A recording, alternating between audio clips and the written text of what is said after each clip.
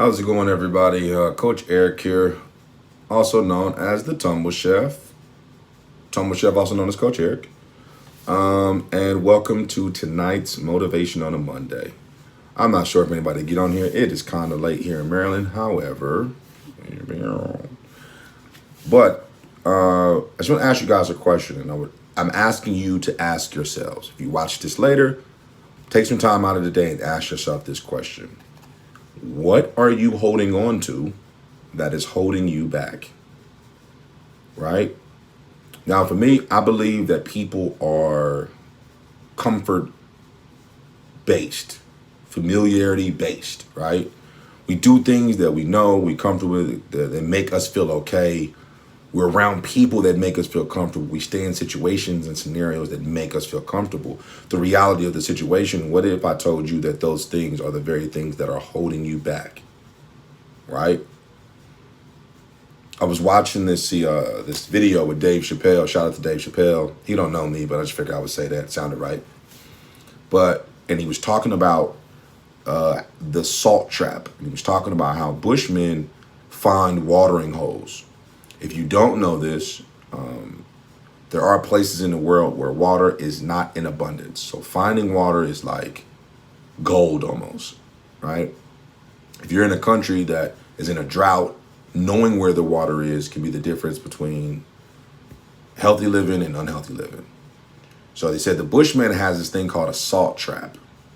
Said that what they do is they dig a hole small enough for a monkey's regular hand to fit in. However, a monkey's swollen hand is not big enough for it to pull his hand out. So they say what happens is the Bushman puts a salt cube inside this hole, and what they do is they watch a monkey smell it and put their hand in to grab the salt cube. Sidebar, apparently monkeys/baboons really love salt cubes, or salt in general. So what happens is the monkey puts his hand inside the hole, grabs the salt cube. Now, if the monkey was smart, it could easily let go of the salt cube, open his hand up, and pull its hand out. But the monkey doesn't do that because all it's fixated on is the salt cube that they want so badly. What happens is the monkey then is stuck. The monkey gets trapped by the Bushman. The Bushman takes the monkey away. What it does is feeds the monkey all the salt it can possibly eat. The salt dries the monkey out. The monkey is now thirsty. The Bushman releases the monkey and lets the monkey run to the nearest water hole. The Bushman follows it. They both get to drink the water to a field. Now, what I want to focus on here is the salt cube and the monkey grabbing it, right? I think that many of us, and I think this is metaphorically, are holding on to our salt cube, not knowing if we would just let go of it. If we would just let go, we would be free. Instead, we hold on to it and we trap ourselves. Now, that salt cube could be doubt. That salt cube could be fear. That salt cube could be insecurity. It can be your friends. It could be your mentality. It could be so many different things.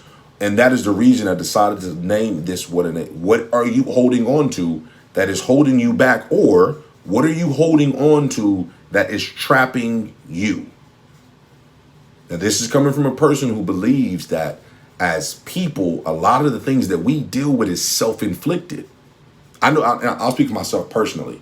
In my adult life, I put myself in a number of situations that if I would have been smarter or listened to the people who told me not to do those things, I wouldn't have found myself in those scenarios. But since I didn't, I had to then deal with that issue. The problem then becomes when we have self-inflicted these pains upon ourselves. We then are mad at the world, not realizing that what we are going through is things that we put ourselves through. So when I say let go of that thing that's holding you back, sometimes it is your mentality. Sometimes it is your perception of yourself. I had a young lady earlier tell me, well, I said, hey, what are you holding on to that's holding you back? She said, fear. It's not fear. It's how you view fear. Many of us believe that when we are afraid, we should retreat, that we should stop. And the reality of that situation, in my opinion, is that when you are afraid, you are more powerful than you are than when you are not. Right? What if you let go of the idea that fear is bad? If we know that we are going to deal with fear and you cannot necessarily overcome fear, what if we start using our fear to get done the things we need to get done? Who said that, oh, if you're afraid, you can't also do amazing things? I watch people do it all the time. So if I'm saying to you that you can be afraid and get the job done, why then do you have to hold on to the idea that fear is meant to stop you? I would argue against that. Some of us are holding on to people, right? / relationships that don't do well by us. The funny thing about it is, like the Bushman in this story, some of the people in our lives will convince us that the situation that they are or the relationship they have is somehow beneficial to us or for us, but in reality, it's all about them. You are the person leading them and giving them what they want, whether it be your time, your energy, and the reality of the situation is they're hoping that you never ever discover what you are truly capable of because they feel like you would leave them. I think one of the biggest things for me personally, the thing that really turned my Tumble Chef business around, my everything around, was the day that I let go of the idea that I was going to be successful on my terms, that I was going to be successful on my own, right? That I didn't have to do any of the things that I didn't want to because I was already good enough at what I did to be successful at it. And then life humbled me. And then I said, okay, cool. Maybe I need to do things different. Maybe the world is changing. Maybe this is going on. Maybe I need to let go of this idea that I'm going to accomplish this thing without making any changes. I remember in 2015, actually, I had a friend, a good friend of mine, who told me, hey, man, social media is the way to do it. You need to do this. You should be posting. I said, man, social media is dumb. I don't need to post anything on social media. Why would I do that? How does that help me become a better coach? Blah, blah, blah, all these things. I'm just fighting back. I'm bucking. And I'm watching that same friend of mine, and he's about a year and ahead of me in his business / coaching career because he started a year and a half before.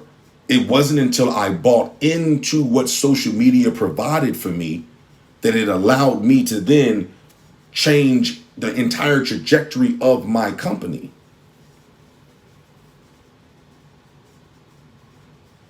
You have to get out of this idea or this thought process, like, you know, I want it, but like, I don't want it that way. I want it this way, or I want it, but I don't want it to be hard. If you can do away with the idea of easy, you can handle hard. I want to say that one more time. If you want something and you truly want it, the what doesn't necessarily bother you because your why is strong enough. What we have to do is let go of the idea that it's supposed to be easy. If you don't believe it's supposed to be easy, you can embrace the hard. Everybody wants to get new tumbling skills, but a lot of people can't embrace the conditioning. A lot of people want to be elite, but cannot embrace the expectation that comes with being elite. Well, no, that just sounds like that's too much. What is too much? That is what I'm saying. We have to let go of the things that are holding us back from the things that we say we want. That's what I'm saying. If you're telling me that I want to be here next year, well, that means that you have to let go of who you were last year. I see so many athletes that I come across who are like, hey, I worked hard and I did the drills and I did the conditioning. I did all of this. But then when it's time to tumble, they cannot apply what they did to their tumbling because they haven't changed the way they perceive themselves yet.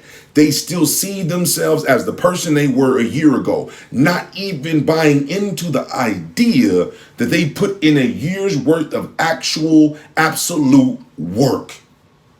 I tell my athletes, you deserve this. I know that, but you have to know that. Let go of who you were. Be who you are now. It is very difficult for you to actually appreciate the present and be excited about the future if you are listening or you're living and dwelling in your past. I remember reading this book. It was like one of those like young people Christian books, and they had like different topics, chapters. And I remember us discussing one time in a Sabbath school the notion of in-betweenya. If you're unfamiliar, in the Bible, it talks about no man can serve two gods. And I'm not a super religious person. However, that to me is bigger than anything. It goes beyond those pages, if you think about it. I know they talk about idolatry, but in my head, it's bigger than anything because for us, the idea of letting go or holding on means that if you truly want to commit to something, you have to let go of anything else that is not a part of that commitment. And that's in relationships, right? That's in most things. If you want to actually be that thing or become that thing or good or whatever the case may be, you have to let go of anything that is going to hold you back from becoming that. The reality of the situation in commitment, in change, in improvement is, and this is just facts, there is no neutrality. You cannot be neutral. When you make a decision, an actual decision, you are doing away with your other options. You cannot hold on to those other options and expect your decision to follow through. There is no neutrality. You have to decide that if I am going to do this thing, this is what I'm going to do. You have to marry yourself to the idea. This is for better or for worse.